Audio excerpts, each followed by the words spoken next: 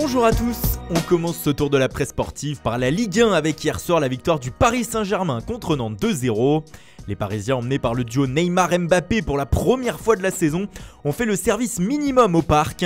Ils reprennent du coup 5 points d'avance sur Marseille avec un match en retard encore à disputer comme l'écrit le Parisien. L'équipe de son côté retient plutôt le bijou de Kylian Mbappé sur l'ouverture du score.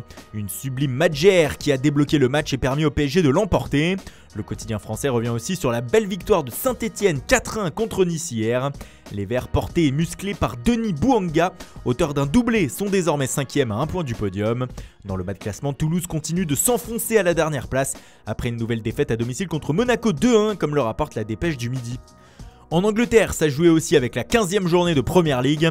Et comme depuis le début de saison, Liverpool se balade. Ce fut encore le cas hier contre Everton dans le derby de la Mersey. 5-2. Des Reds 5 étoiles donc pour le Guardian. Et plus que jamais en mode rouleau compresseur et express avec notamment leurs deux attaquants buteurs du soir, Divock Origi et Sadio Mané. Cette victoire propulse les Toffees dans la zone de relégation comme le signale le Daily Star et fragilise un petit peu plus encore la place sur le banc de Marcos Silva. Il est même KO selon le tabloïd. Son limogeage est imminent. Enfin, dans une autre rencontre de la soirée, Chelsea a battu Aston Villa 2-1 grâce à Tammy Abraham et Mason Mount, comme l'écrit le Daily Telegraph, et reste dans le top 4. Mais le choc hier en Angleterre, c'était bien sûr Manchester United-Tottenham avec le grand retour de José Mourinho à Old Trafford. Un retour manqué pour le Portugais battu 2-1 avec sa nouvelle équipe des Spurs. Et ce matin, la presse anglaise chambre un peu avec quelques jeux de mots. Rashford, auteur d'un doublé 2, spécial 1 ou 1 en anglais pour le jeu de mots du Mirror. Même titre mais avec Ole Gunnar Solskjaer en une du Manchester Evening News. Les Red Devils passent devant les Spurs au classement avec ce succès. Le Sun n'y va pas de main morte non plus et évoque même un crash pour Mourinho, mais ceci fait écho aux déclarations de Dele Alli après la rencontre. Le milieu offensif a tout simplement trouvé son équipe arrogante hier sur le terrain. Nous n'avons pas perdu contre eux, mais contre notre attitude, a-t-il lâché. Nous n'avions pas assez faim, c'était peut-être un peu d'arrogance et de confiance excessive. Une réaction va donc être vite attendue. On passe au mercato avec un autre ancien de Manchester United en une de la Gazzetta dello Sport. Il s'agit de Zlatan Ibrahimovic bien sûr.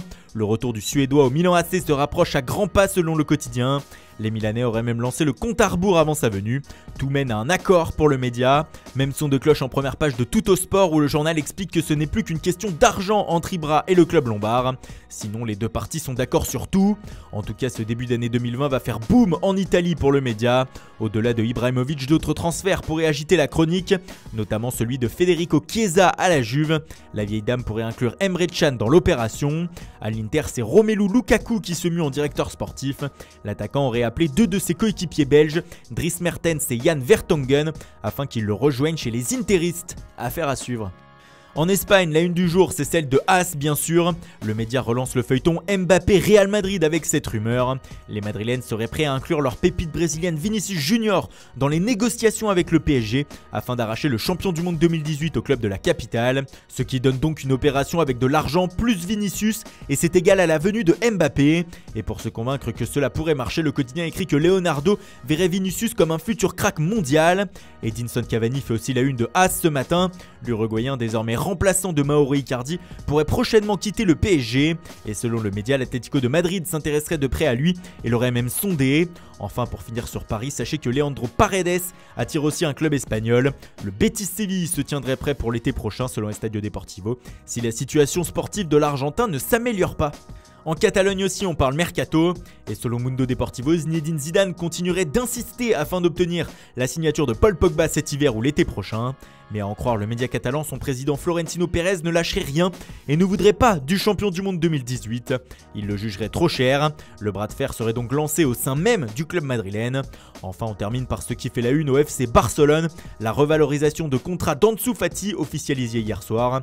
La jeune pépite de la Masia a prolongé de 2 ans plus 2 années en option et fait passer sa clause libératoire à 170 millions d'euros. Celle-ci passera à 400 millions d'euros le jour où il signera son premier contrat professionnel avec les Blaugrana. Voilà, c'est tout pour aujourd'hui.